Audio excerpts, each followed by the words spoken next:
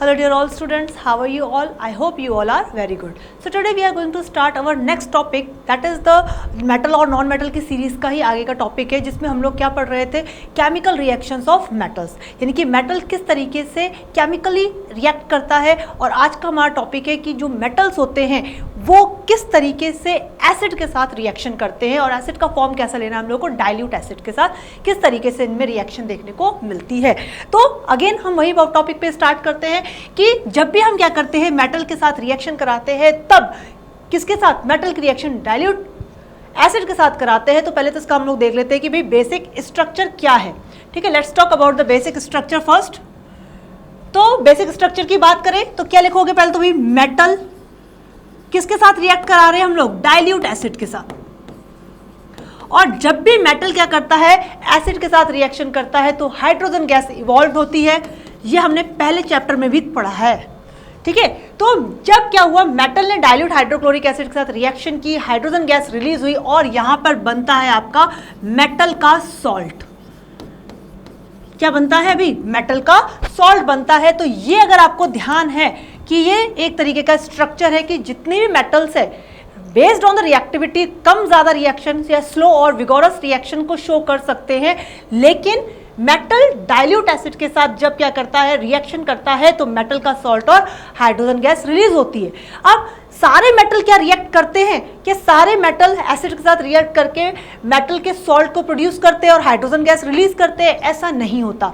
जो मेटल हमारे reactivity series में हाइड्रोजन से नीचे बिलोंग करते हैं वो हाइड्रोजन को डिस्प्लेस नहीं कर सकते, हाइड्रोजन को हटा नहीं सकते। तो उस कंडीशन में क्या होता है कि हमारे जो हाईली रिएक्टिव एलिमेंट्स होते हैं या हाईली रिएक्टिव मेटल्स है वो डाइल्यूट एसिड के साथ रिएक्शन करते। तो आज हम लोग को पहले तो देखते हैं कि कौन कौन से ऐसे मेटल है जो रिएक्शन को परफॉर्म करते हैं और कौन से मेटल रिएक्शन को परफॉर्म नहीं करते। तो फर्स्ट ऑफ ऑल पहले तो हम एसिड की बात कर ले। तो अगर देखा जाए तो डाइल्यूट एसिड, यहां पे हमें दो तरीके के एसिड्स के बारे में बात करना है। पहला है आपका हाइड्रोक्लोरिक एसिड, दूसरा है आपका सल्फ्यूरिक एसिड। ठीक है, देखो जब भी क्या होता है, कोई मेटल HCl के साथ रिएक्शन करता है तो वो मेटल का क्लोराइड बनाता है। क्या बनाता है भाई, मेटल का क्लोराइड।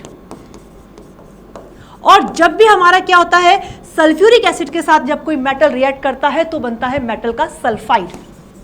ये याद रखना है जिससे आपको नेमिंग में इजी जाएगा। अगर मैंने कहा कि भाई सोडियम ने सल्फ्यूरिक एसिड के साथ रिएक्ट किया तो क्या बना, सोडियम सल्फेट।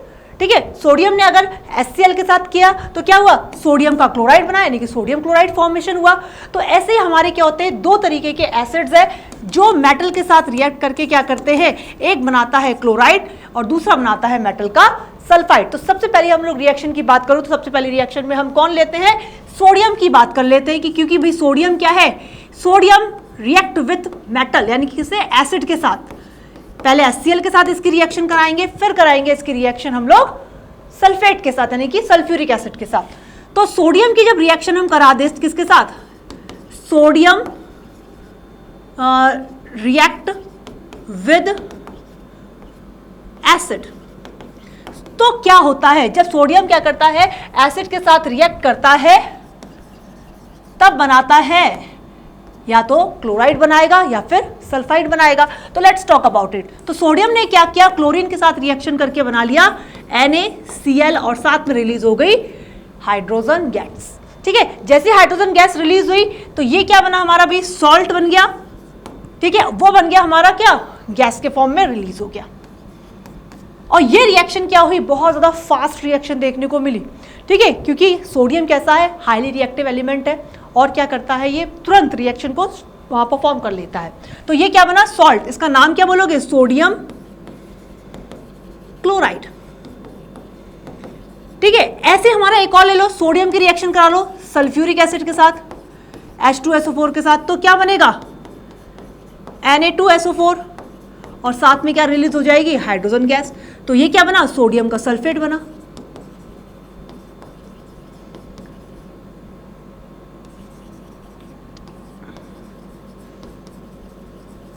तो यहां पे क्या हुआ कि सोडियम ने रिएक्शन को परफॉर्म किया। ऐसे ही आपका रिएक्शन आगे कौन परफॉर्म करेगा, Mg भी परफॉर्म करेगा।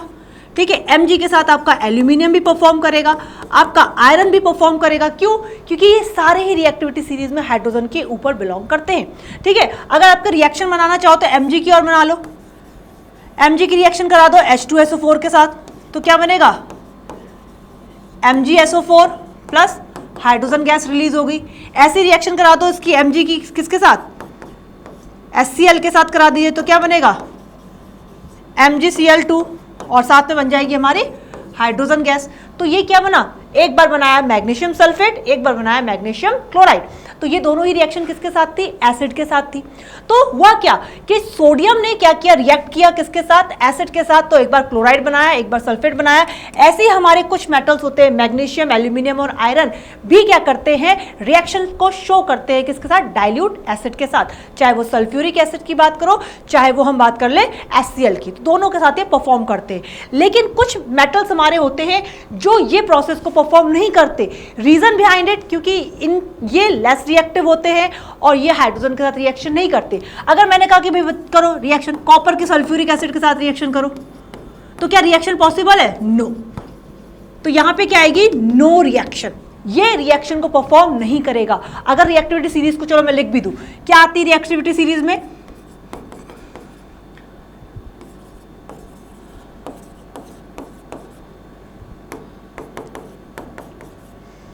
ये रही, केदारनाथ का माली आलू जरा फीके पकाता है। ये आपको ट्रिक भी न्यूमोनिक से याद होते हैं। तो केदारनाथ मतलब कि potassium, sodium, calcium, magnesium, aluminium, zinc, iron और लेड यहां तक के सारे एलिमेंट क्या कर रहे हैं?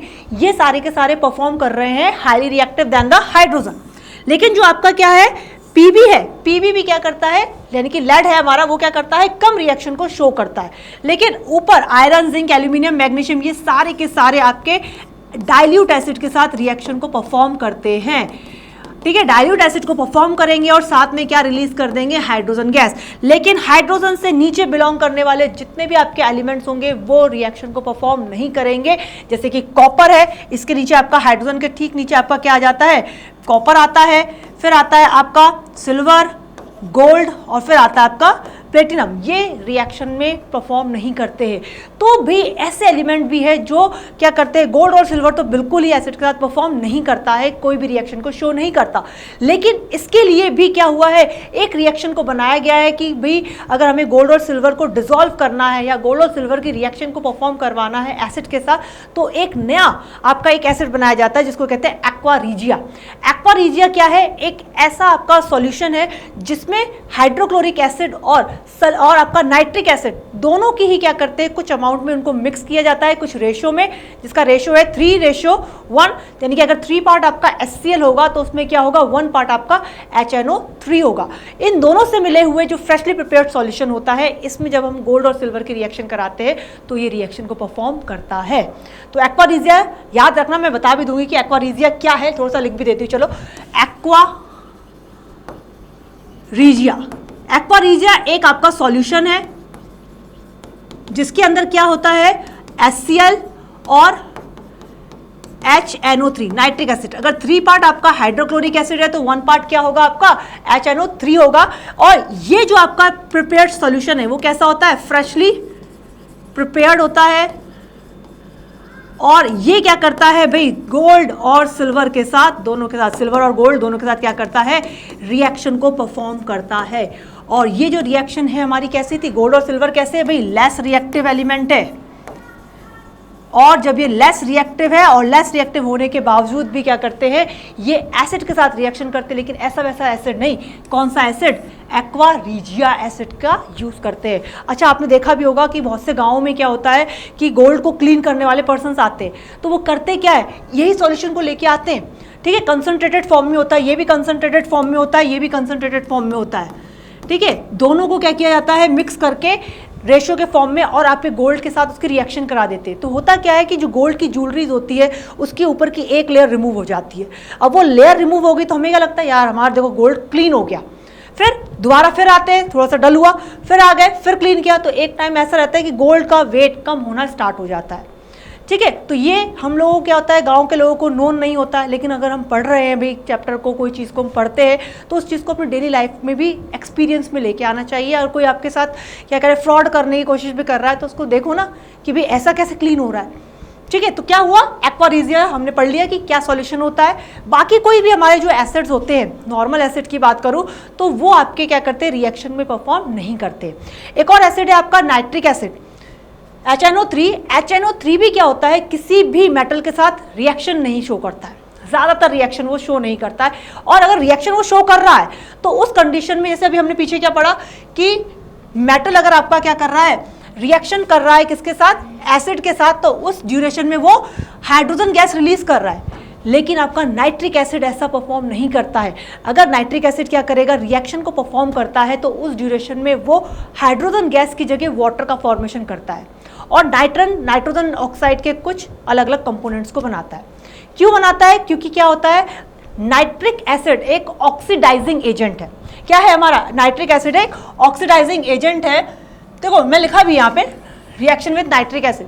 तो नाइट्रिक एसिड क्या है हमारा, HNO3, और ये कैसा है, एक ऑक्सीडाइजिंग एजेंट, हाईली ऑक्सीडाइजिंग,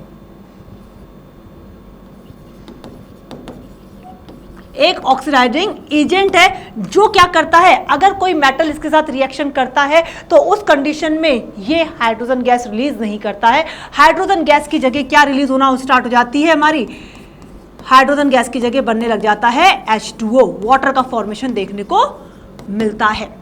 ठीक है, बाकी रिएक्शन किसके साथ कर लेता है, मैग्नीशियम के साथ और मैग्नीज के साथ इसकी रिएक्शन देखने को मिलती है। तो एक मैं बना देती हूं, मैग्नीशियम के साथ जब HNO3 क्या करेगा, रिएक्शन को परफॉर्म करेगा, तो इस रिएक्शन में लेकिन HNO3 क्या होना चाहिए, वेरी डाइल्यूट, बहुत ज्यादा डाइल्यूट होगा तब ये रिएक्शन परफॉर्म करेगा, वैसे ये रिएक्शन परफॉर्म नहीं करता है। मैग्नीशियम जब हमारा क्या करेगा, नाइट्रिक एसिड के बहुत ज्यादा डाइल्यूट फॉर्म के साथ रिएक्शन करेगा तब ये बनाएगा MgNO3 होल ट्वाइस और साथ में रिलीज होगी हाइड्रोजन गैस। यहाँ पे आपकी हाइड्रोजन गैस रिलीज हो जाएगी, लेकिन बाकी एलिमेंट के साथ या बाकी मेटल के साथ ये रिएक्शन को शो नहीं करेगा। ऐसे ही सेम आपका मैग्नीज के साथ भी रिएक्शन को परफॉर्म करेगा। तो ये तो थी हमारी रिएक्शन की, मेटल्स किस तरीके से एसिड के साथ रिएक्शन करते हैं, कौन से मेटल्स जो हमारे एसिड के साथ रिएक्शन परफॉर्म नहीं करते हैं वो लेस रिएक्टिव होते हैं, और हाईली रिएक्टिव मेटल्स तो क्या करते हैं, इजीली परफॉर्म कर लेते हैं।